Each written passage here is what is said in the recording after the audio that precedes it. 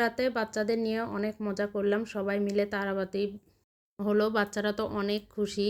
Everyone আসসালামু আলাইকুম, আপনারা সবাই কেমন আছেন? আশা করি সবাই ভালো আছেন। আলহামদুলিল্লাহ আমরাও ভালো আছি। আর একটা নতুন ভিডিও নিয়ে আপনাদের মাঝে চলে আসলাম।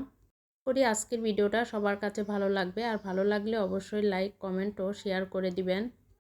চাঁদ রাতের ভিডিও থেকে আজকের ভিডিওটা শুরু করলাম। ঈদের দিন সারাদিন কি করলাম পুরো ভিডিওতে থাকছে।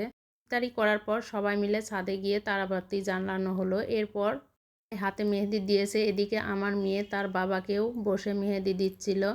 তো পরের দিন সকালে, ঈদের দিন সকাল সকাল একদম ফ্রেশ টাটকা গরুর মাংস নিয়ে আসা হলো। আসলে টাটকা গরুর মাংস রান্না করলে কিন্তু এর স্বাদটা অনেক গুণে বেড়ে যায়, খেতেও অনেক মজা লাগে। একদম খুব সকাল থেকে রান্না বান্না শুরু করে দিলাম। সবাই ঈদের নামাজ পড়তে যাবে, তো ঈদের নামাজ পড়তে যাওয়ার আগে একটু মিষ্টি মুখ করে যাবে। আমি এখানে লাচ্চা সেমাইটা ঘিয়ে ভেজে নিলাম। ওই প্যানে আর একটু ঘি দিয়ে এখানে কিশমিশ আর সাথে বাদাম দিয়ে লম্বা সেমাইটা ভেজে নিলাম। এদিকে আমি দুধটা ভালো মতো ঘন করে জাল করে নিলাম। তো এবার এই যে লম্বা সেমাইটা রান্না করে নিলাম, আর লাচ্চা সেমাইটাও আমি ভিজাই দিচ্ছি দুধে। সেমাইটাও রান্না হয়ে গেছে, এবার রান্না করব জর্দা সেমাই। তো এখানে এই তো ঘি দিয়ে দিলাম, ঘিয়ের ভিতর এখানে এলাচ, দারচিনি, তেজপাতা দিয়ে দিলাম। এগুলো একটু ঘিয়ে ভেজে নিব।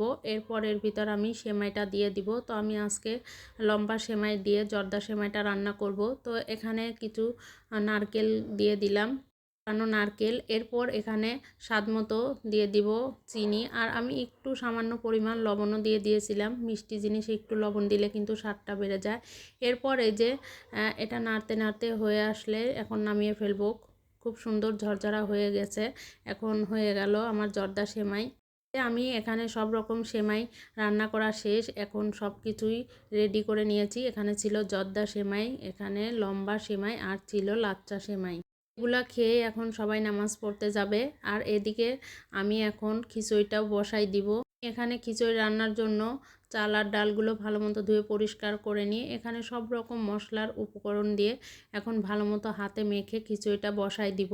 হাতে মেখে বসাই দিলে কিন্তু রান্নাটা অনেক মজা হয়।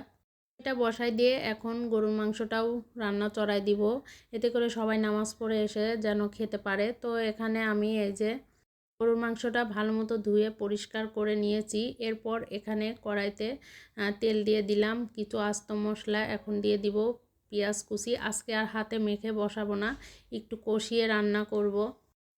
তো এই যে মশলাটা কিন্তু সুন্দর মতো আমি কষিয়ে নিয়েছি। এখানে সব রকম গুঁড়া মশলা, বাটা মশলা দিয়ে আমি মশলাটা কষিয়ে নিয়েছি।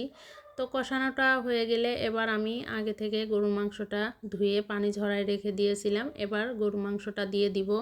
মাংসটা দেওয়ার পর এখন এই মাংসটা অনেকটা সময় নিয়ে আমি কষিয়ে নিব। এই মাংস থেকে যে পানিটা বের হবে ওইটা দিয়েই মাংস কষানো হয়ে যাবে। আজকের ঈদের দিনে এবার তো বাড়ি যাওয়া হলো না, তো আমার মায়ের হাতের গরুর মাংস রান্নাটা অনেক মিস করছি। আমার মায়ের হাতের গরুর মাংস রান্নাটা আমার সব থেকে বেশি পছন্দ, অনেক ভালো লাগে। তো মাকেও অনেক মিস করছিলাম। এদিকে এই যে গরুর মাংসটা কিন্তু সুন্দর মতো কষানো হয়ে গেছে। এবার কয়েকটা রসুন দিয়ে দিলাম আস্ত। গরুর মাংস এরকম আস্ত রসুন দিলে কিন্তু খেতে বেশ মজা লাগে। তো এই যে রান্নাটা কিন্তু হয়ে গেছে গরুর মাংস। এটা কিন্তু দারুণ এসেছে, খেতেও অনেক মজা হয়েছে। এরপরে এখানে পোলাওটা রান্না করে নিব। তো পোলাও রান্নার জন্য এই তো এখানে পেঁয়াজটা ভেজে নিয়ে এরপর আদা রসুন বাটা, গোটা মশলাও দিয়ে দিয়েছিলাম। এবার পোলাওর চালটা আগে থেকে পানি ঝরায় রেখে দিয়েছিলাম, এটা এখন একটু ভেজে নিব। এবার কয়েকটা কিশমিশ দিয়ে দিলাম। চালটা ভালো মতো একটু ভেজে নিব। তো এই যে চালটা ভালো মতো ভেজে নিয়েছি। এবার আমি পানিটা গরম করে রেখে দিয়েছিলাম, পানিটা দিয়ে দিলাম, দিয়ে এখন ঢাকনা দিয়ে ঢেকে দিব। তো হয়ে আসলে এই যে এখানে কয়েকটা কাঁচামরিচ দিয়ে দিলাম আমি। কাঁচামরিচ দেওয়ার পর আবার একটু নেড়েচেড়ে এখন দমে বসাই দিব।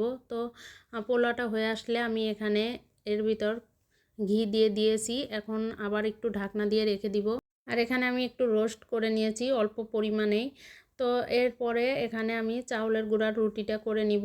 আমার কাছে গরুর মাংসের সাথে চাউলের গুঁড়ার রুটি বা খিচুড়ি এই দুইটা খেতেই বেশি মজা লাগে, তার ভিতর রুটিটা বেশি পছন্দ। তো আমি রুটিটাও অল্প করে একটু করে নিলাম, খেতে ভালো লাগবে। আর ঈদের দিনে একটু রুটি না হলে মনে হয় যে ভালো লাগে না।